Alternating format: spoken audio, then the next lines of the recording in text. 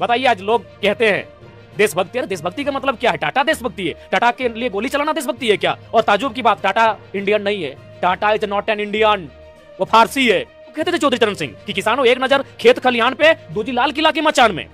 आदरणीय प्रधानमंत्री वही कर रहे हैं, मात्र चंद मुट्ठी भर लोगों के हाथों में देश की संपत्ति दे रहे। अब गरीब लोग यही कहेगा भाई सत्ता तुम्हारी, गृह मंत्रालय तुम्हारा, तीनों सेनाएं तुम्हारी, सीएसएफ तुम्हारा, बीएसएफ तुम्हारा, सब तुम्हारा, क्या करो? गोली मारोगे? अरे मरना हमको ये भी है, सबको मरना। सही में आज भी जो लोग दुखी लोग हैं ना, यही बोलते हैं कि अरे वो मरते है, हम मरबे की लड़बे, जाए दिन एक तो दिन मर के है की लड़ पारबे। ऐसे तो हमने के गरीब आदमी। तो ये परिस्थिति है जहां जमीन अधिग्रहण हो रहा है। नेशनल मीडिया में इसको जगह मिलना चाहिए, नेशनल मीडिया में इन चीजों का डिबेट होना चाहिए। लेकिन नेशनल मीडिया में डिबेट क्या होगा? एक तरफ से पंडित जी बैठेंगे, एक तरफ से मौलवी जी बैठेंगे और ले खिचड़ी बन रहा है। तो इसलिए सदन तक हमारा जाना बहुत जरूरी है। हमारे से नौजवानों को ऐसे सांसद नहीं, जयंत सिन्हा जैसे सांसद नहीं चाहिए जिनका 50 से अधिक कंपनियों में, विदेशी कंपनियों में शेयर हो, जिनका अनुमानित संपत्ति कई हजार करोड़ के आसपास हो, जो राजरपा के प्रोजेक्ट जो 15 करोड़ में हो जाता है उसे 250 करोड़ में तब्दील करवाता है। ऐसे सांसदों की आवश्यकता नहीं।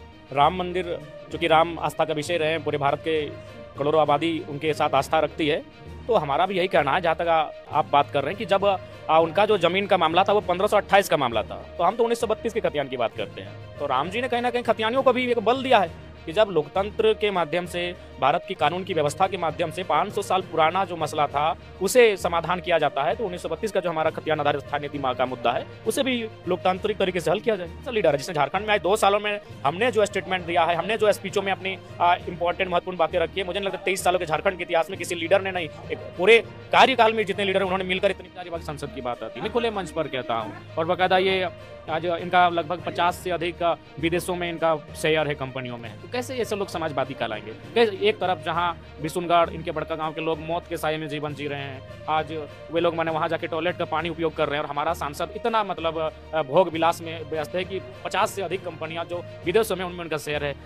हजारीबाग जो क्षेत्र, जो कोल क्षेत्र आता है, तमाम छोटी बड़ी कंपनियों में इनका शेयर है, तमाम बड़े बड़े विद्यालय जो स्थापित हो रहे हैं वहाँ इनका शेयर है। तो सबसे बड़ी बात है कि नेतृत्व ऐसा चुनना चाहिए जो यहाँ का बेटा हो और चीजों को समझे, जिसमें ह्यूमैनिटी हो, जिसमें मैंने इक्वलिटी हो, जिसमें सोशल इंजस्टिस का भाव हो। तो जब ऐसे लोग चुन के आएंगे तो मुझे लगता है बदलाव होगा। और हमारे संगठन में जो भी जीत कर जाएंगे, अगर हम आपको आपके चैनल के माध्यम से वादा भी करते हैं, अगर हमारे संगठन में कोई जीतने के बाद अगर उनका किसी भी कंपनी में अगर 1% का भी शेयर सामने आएगा तो अगला चुनाव वो नहीं लड़ेगा, डंके की चोट पे कहते हैं। अब हजारीबाग सांसद की बात कर रहे थे तो याद आया कि हजारीबाग सांसद के कुछ स्टेटमेंट्स आए थे आपको लेकर के, मुझे यकीन है कि आपके तक भी इन्फॉर्मेशन पहुंची होगी। पहुंचा है, क्योंकि हम अभी सोशल मीडिया खुद का नहीं चलाते हैं। अगर आप बताना चाहेंगे तो बताइए क्या। उन्होंने कहा था कि आपके जैसे यानी कि बच्चे जो नौजवान हैं उनसे अभी कुछ नहीं हो पाएगा, आपके रेफर करके कहा। ठीक है, तो उनको कहिए, उनका जो बेटा, उनको पतरातू में खड़ा करके काहे बोल रहे थे कि हम जो काम नहीं कि मेरा बेटा पूरा करेगा? ये कौन सा लोकतंत्र है? भारतीय जनता पार्टी परिवारवाद के खिलाफ बात करती है और आप दूसरी पीढ़ी में, तीसरी पीढ़ी का प्रोजेक्ट करने जा रहे हैं। मतलब वो साफ भाषा में कहना कि आप करें तो भ्रष्टाचार, और मैंने हम खरी लाइन हम भूल रहे हैं। तो मेरा कुल मिलाकर कहने का मतलब है, जो माननीय सांसद इस बयान को जो कह रहे हैं कि हम लोग बच्चा हैं या फिर बच्चे कुछ नहीं कर पाएंगे, तो आप बूढ़ों ने या फिर आप उम्रदराजों ने क्या कर दिया? आपके क्षेत्र में सुविधा पलायन है, आज बड़का गांव में कर्फ्यू की स्थिति है, एक ऐसी स्थिति लगता है वो तालिबान है, वो भारत का पार्टी नहीं है। इतनी भारी, जितना लोग नहीं उतनी संख्या में वहाँ सब पुलिस के फोर्स हैं। क्या क्यों भाई? न जमीनों का अधिग्रहण करना है, क्यों जमीनों का अधिग्रहण करेंगे?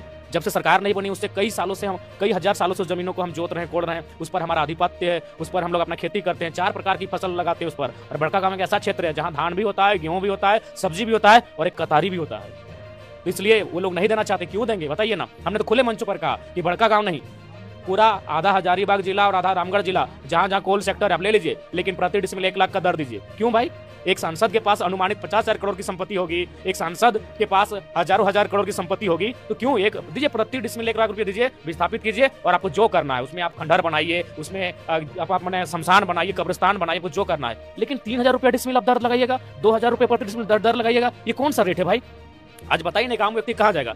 आप स्पष्ट कहेंगे आज आम व्यक्ति पता है, गरीब व्यक्ति क्या सोच के दिल को अपना तसल्ली देता है कि जाइए मोदी जी, आप तो मैंने सत्ता के नशे में इतना चूर हैं कि आप अडानी के लिए पूरा देश जहां देव पहाड़ उसको दे रहे हैं। अरे जाइए, यही तो होगा कि अडानी और की जब मौत आएगी तो एक सम्मानजनक मौत मिलेगी, बुढ़ापे में मौत मिलेगी, और हमारी मौत मान के चले कत्लेआम होगी। आज हंसदे में क्या होगा? आज मैं आपको बताना चाहूंगा, 2 जनवरी 2006 यही उड़ीसा का कलिंग नगर, वहां टाटा जमीन अधिग्रहण कर रही थी।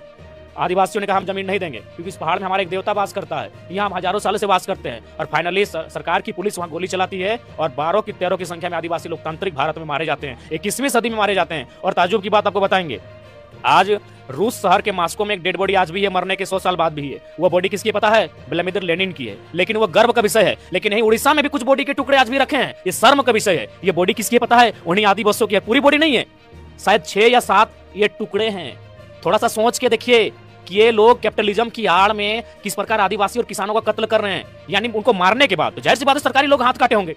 उन 13 आदिवासियों को 2 जनवरी 2006 को जमीन नहीं देने के एवज में टाटा के खिलाफ प्रदर्शन करने के खिलाफ पहले तो उनको गोलियों से भुना जाता है और फिर उनके हाथ के कितने बेरहम लोग।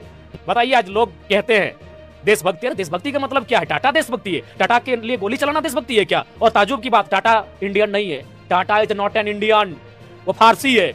आपने उसके लिए गोलियों से मारा और फिर हाथ के पंजों को काट लिया। आज भी हाथ के पंजे एक शीशे में पैक होकर इंतजार कर रहे हैं कि कोई माई का लाल जो पैदा होगा, जो चौधरी चरण सिंह के तर्ज पर होगा, जो कहेगा ये किसानों का देश है और किसानों आदिवासियों को मुक्ति दिलाएगा और उन पंजों को भी इंसाफ दिलाएगा। बाकी ये कौन है? यही तो कहते थे चौधरी चरण सिंह कि किसानों एक नजर खेत खलिहान पे, दूजी लाल किला के मचान में।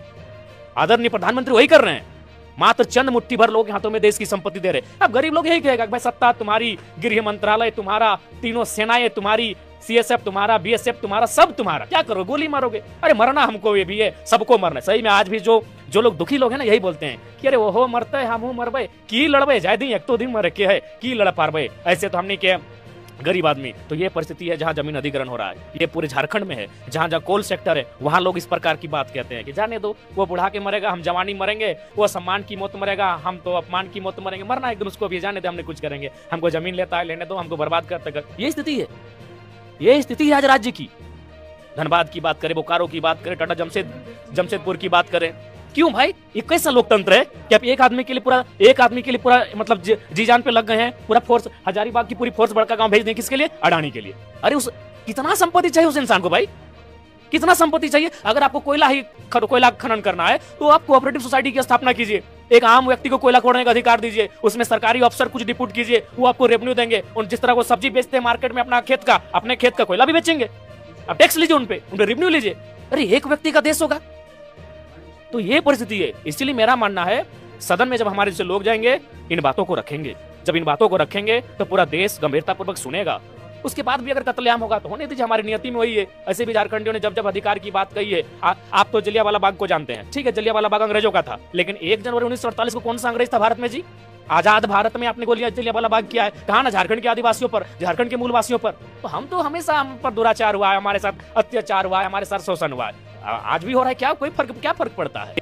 नेशनल मीडिया में इसको जगह मिलना चाहिए, नेशनल मीडिया में इन चीजों का डिबेट होना चाहिए। लेकिन नेशनल मीडिया में डिबेट क्या होगा? एक तरफ से पंडित जी बैठेंगे, एक तरफ से मौलवी जी बैठेंगे और ले खिचड़ी बन रहा है।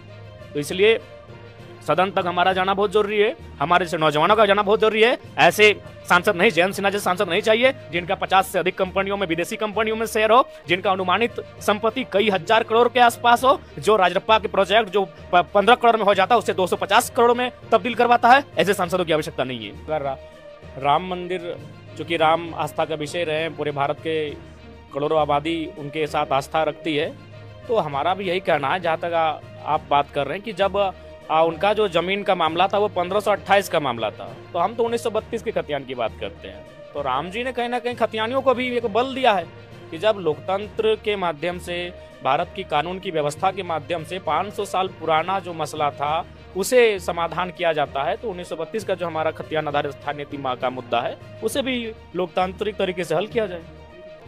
और सीए कानून पे आपका क्या स्टैंड? देखिए, हम तो चाहेंगे कि हम लोग 1932 के स्टैंड पर कायम हैं। हम 1932 के अलावे जो इस राज्य के भूभाग में बसते हैं, रचते हैं, बसते हैं, उनके दो जो आइडेंटिटी हम उनको स्वीकार नहीं करते जाते। 1932 हमारा मुद्दा है और हम लोग उस मुद्दे पर कायम है। कौन सा लीडर है जिसने झारखंड में आज 2 सालों में हमने जो स्टेटमेंट दिया है, हमने जो स्पीचों में अपनी इंपॉर्टेंट महत्वपूर्ण बातें रखी है, मुझे नहीं लगता 23 सालों के झारखंड के इतिहास में किसी लीडर ने नहीं, एक पूरे कार्यकाल में जितने लीडर हैं उन्होंने मिलकर इतनी बातों को। तो मेरे हिसाब से अब लगता है कि अब हमारे झारखंड के लोगों को अपने वोट की वैल्यू को समझना है। अगर उन्हें अपने वोट को बेचना ही है तो 5 करोड़ में बेचे ना भाई। जो सांसद, जो विधायक खरीदता है, चले उसका घर द्वार, उसका आने वाला 2-3 पीढ़ी सेटलमेंट हो जाएगा, 500 में ना बेचे।